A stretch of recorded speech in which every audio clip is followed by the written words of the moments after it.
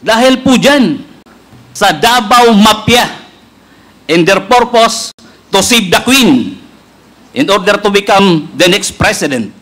Mr. Jimmy Guban, yes or no lang? Pamilya Duterte ba yung tinutukoy mo? Alam na natin yan kung sino. Masyado namang obvious si Guban. Davao Mafia daw, guys. Davao Mafia. So, lagi ko kasi naririnig, ang common kasi na naririnig, yung Davao Boys. Yun ang lagi ko naririnig Davao Boys. Mga Davao Boys, ganito, ganyan. Pero this is different Kapag sinabi mong Davao Mafia, may implikasyon talaga na may ginawang krimen. Mafia Saan ba kilala ang mafia? Diba? Sa organized crime. So ngayon, kung naalala nyo pa si Guban, nagsalita na naman siya sa Quadcom kanina. Ito sinabi niya, Davao Mafia is bent on making Queen the next president. Uy, may reyna pala sila. Panoorin natin yung kanyang sinabi. Mr. Chairman, with the indulgence of Congressman Johnny Pimentel, kasi nagtataka lang ako bakit siya umiiyak. Galit po at tuwa. Pasalamat po kami sa Diyos dahil pareho kaming buhay. Si Colonel Pardo po namatay. Si Captain Perote. Si Agent Hernan Abarrio, kasama ko sa customs, patay. Dalawa rin ang namatay sa akin. Dahil po dyan, sa Davao Mafia and their purpose to save the Queen in order to become the next president.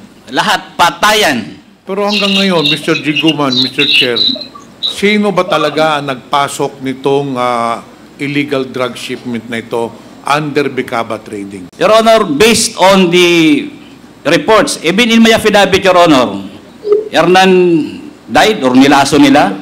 Sabi nila mismo, nung itsikwa at kasama ni Bidasto Cabral Barakel, ni Loquigan, ni Katipan, na ang nagparating yan ay si Michael Yang, si Mans, at saka si Pulong Duterte.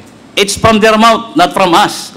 Which, if I may continue, Your Honor, na yun din ang sinasabi ni Mr. Paul Gutierrez sa advice sa kanya ni Benny Antiporda na wag kong babanggitin during the hearing na hindi ko magawa-gawa, Your Honors, kaya si Colonel Asierto ang naisip kong isakripisyo ang buhay para po kami lahat ligtas. Akala ko po lahat kami maliligtas. I am under juris, threatened ako so much, kaya yan po ang ginawa kong paraan. Nagsakripisyo kami. During the Senate hearing, Your Honor, the consignee, Bidasto Cabral Barakel, inadmit niya at inadmit ni General Aquino during the time he was the DG ng PDEA na dinala niya ang tatlo sa Senate Blue Ribbon Committee investigation. Then after that, nawala na. Yung tatlong umaming may-ari. At ang alam ko, ang NCR director din was already Director Plaza. Hanggang ngayon po, yung tatlong may-ari na umamin na sila ang may-ari ng kargamento, ginamit sila ni Casey Chan, ay nawawala po hanggang ngayon. At ako po ay nag-request na, I think twice, sa National Bureau of Investigation ng whereabouts ng tatlo para po yung hustisya ng aking kaso ay mailabas ang tunay at totoo kung sino talaga ang mafia ng droga. Tindi ng kwento ni Guban. Napaka-fantastic. Oo, parang hirap tuloy paniwalaan Napaka-fantastic Pero base sa kanyang huling testimonya kasi, di ba last time nag-appear na sa hearing, ito yung sinabi niya. Pinention din niya kanina pero balikan lang natin. Paulo Duterte, Mans Carpio, and Michael Yang linked to 6 billion drug case. Ito daw mga kotsero, ang kwento nito, ang umorder daw talaga ng 6 billion drugs ay si Pulong, si Mans, at saka si Michael Yang. Sila daw talaga yan ang nag-import.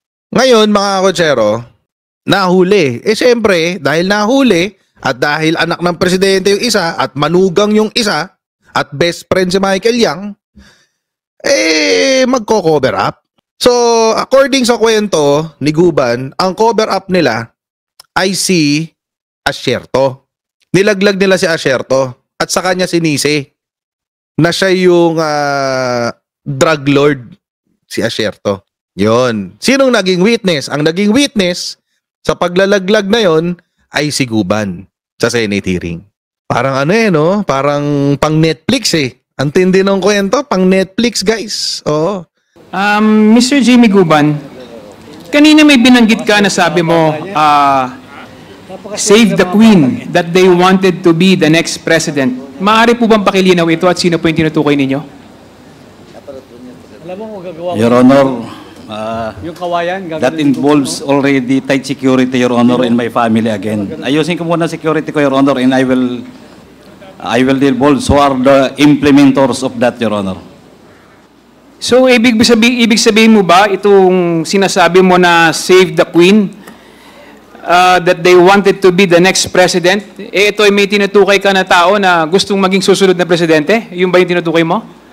Yes, Your Honor. They want to clean their names. That family, their family, para lahat malinis. Lumalabas ang kanilang mga plano at pagsisinungaling. At ang pagiging narco-politics, Your Honor. Sinong pamilya ito ang tinutukoy mo? May I request, Your Honor, to the Honorable Chairman, maybe, Your Honor, if I am already prepared. Kaya lang ngayon po talagang ang security po ng pamilya ko is at stake.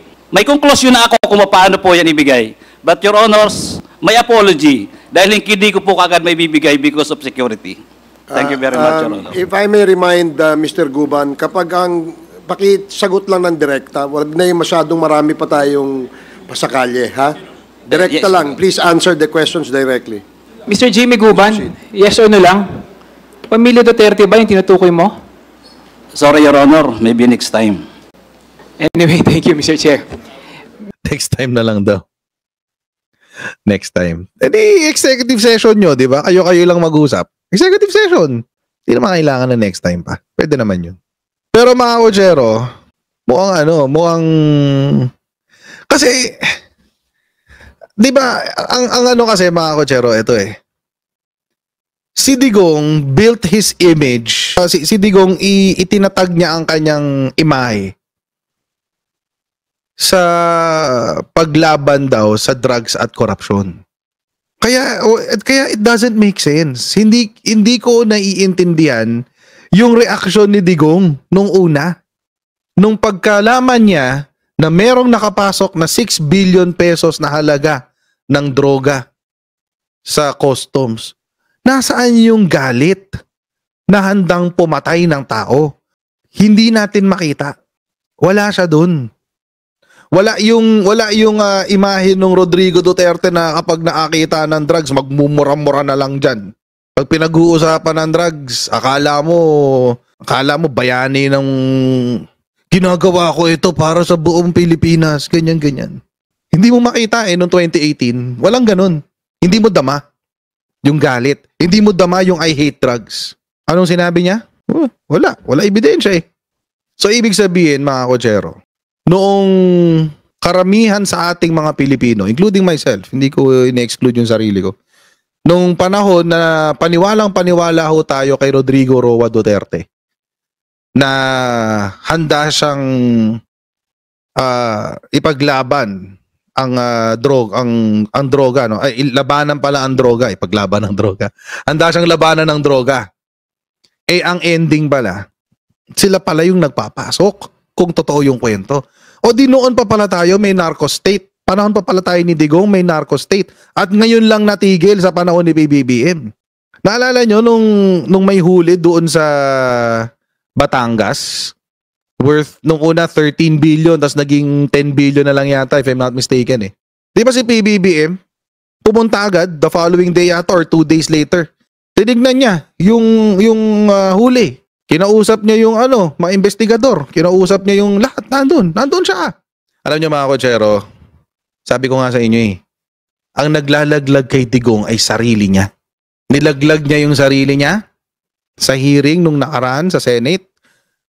Noon pa pala niya nilalaglag ang kanyang sarili. Ngayon mga Kochero, may pa-protect the queen pa silang nalalaman. Hindi natin kilala kung sino yung queen. Wink, wink. Pero kapag nakaupo itong queen na to, what does that mean? Narco state ulit ang Pilipinas? Tapos magpapanggap ulit na mayroong war on drugs? Pero ang totoo pala, para maipasok sila mismo yung magpapasok ng droga, di tama pala sila sa kanyas. Alam nyo, it's good na naglalabasan na to ngayon eh. At least, nalalaman na natin ang katotohanan, nalalaman na natin yung mga tunay na ganap. At dahil dyan, makaka-react din tayo ng tama. So sa 2028, alam na natin